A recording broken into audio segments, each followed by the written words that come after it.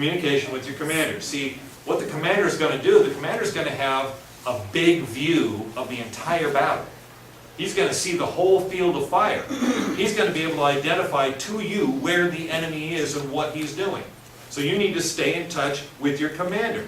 He's going to give you directions for the next step. You're going to be in the middle of the battlefield and he's going to say turn left. And it may not make sense to you. But he can see the big picture, so you have to listen to what he says. So you can say, well, it doesn't make sense to me, but he says turn left, I'm turning left. And you have no idea what you may have avoided by turning left instead of turning right. The power comes from God.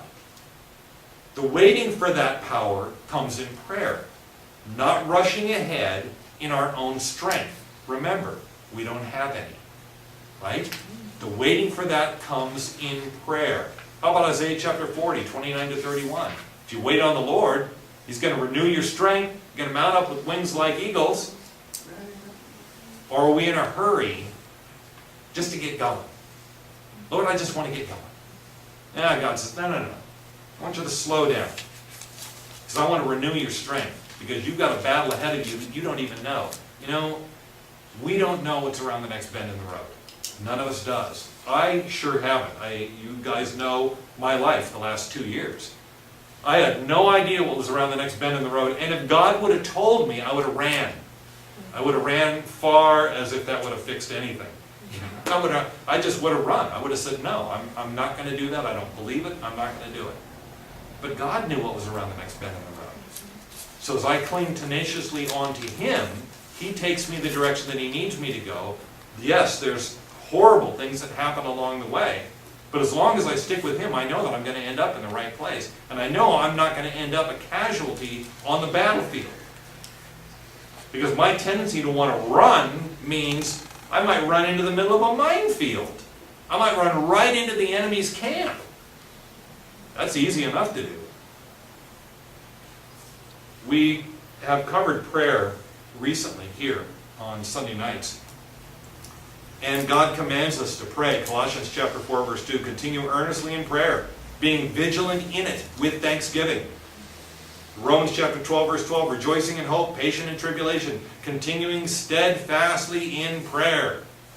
1 Thessalonians 5:17, pray without ceasing. In the spiritual battle, we are in prayer because it is fundamental and indispensable to victory, spiritual victory, prayer. And there's nothing like a good battle to get you praying. You know that old saying that there's no atheists in a foxhole. There may be atheists in a foxhole for all I know. But there's an awful lot of people that go into that foxhole unbelievers. And when the bombs start bursting and the bullets start flying, people start praying.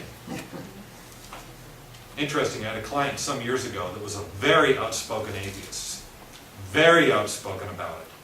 And his wife got terribly ill. She had cancer. And he was in getting a haircut one day. And as he was leaving, I said, I'll pray for your wife. And he looked at me for a minute and he said, thank you.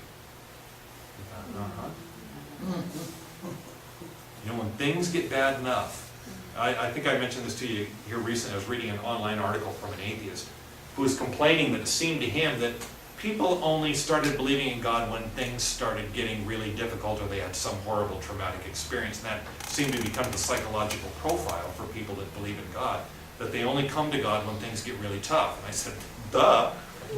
Yeah. Why exactly? Why not? That seems like, to me, the most important time or the best time. That's why we start the day with prayer, right? We start the day with prayer. We start the day with the Word of God. Because you don't know what's coming. What you need to do before you step out your door in the morning is you got to suit up. You got to suit up. And it's not a bad thing to sit there every single morning before you go. Take another quick look at Ephesians chapter 6 and say, Lord, I want to put these things on right now before I leave the house. Not only to defend me, but that I also might be able to, take offense too and not offend people, but to have an offensive stance on the battlefield of life. It's not a bad thing to do that every single morning. Last thought here from somebody by the name of William Gurnall, who wrote a great book on spiritual armor, mid-17th century. He says, to put on the armor of God is to appropriate His power in the most personal way. It involves, first and foremost, a change of heart. The person who boasts that he has confidence in God but does not truly believe with his heart will never be safe in the war zone that separates earth and heaven. You got to believe, friends. You got to believe.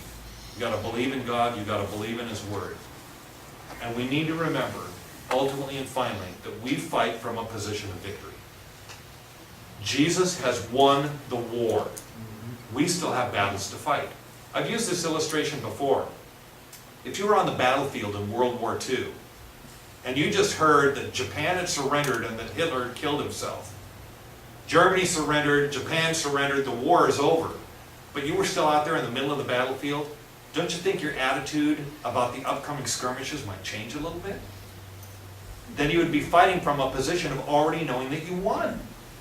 So your whole attitude might change in that situation. So it is for you and me. Jesus purchased that victory on the cross, guaranteed it with the resurrection, so our only hope is in Him, our only chance of living apart from fear is through Him, and our only choice for strength in the fight is Him. Daniel chapter 11, verse 32. The people who know their God shall be strong and carry out great exploits. Mm-hmm.